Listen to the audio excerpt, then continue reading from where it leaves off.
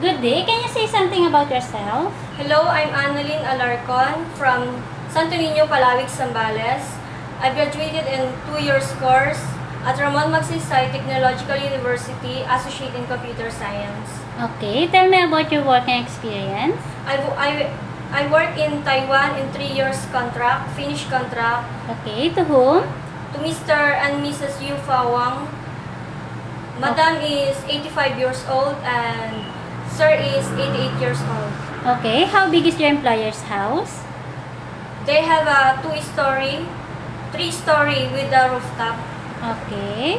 Were you alone in their house? I have 2 companions. Okay. What is your daily works in their house? Like preparing their foods, washing, cleaning, ironing. Okay. Are you willing to take care of a newly born baby?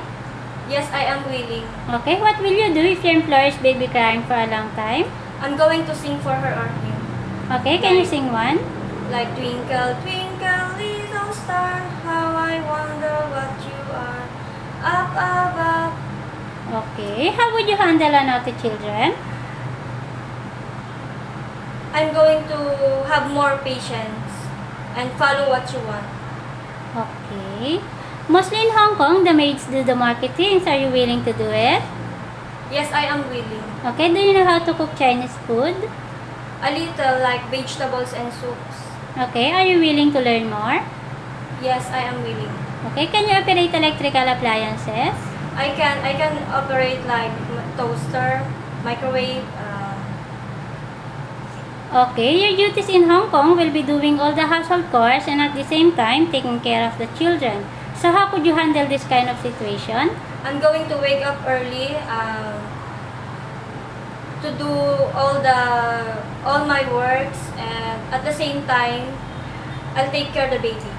Okay. In case you found something like money inside the pocket while washing your employer's clothes or you found jewelry while cleaning the house, what will you do?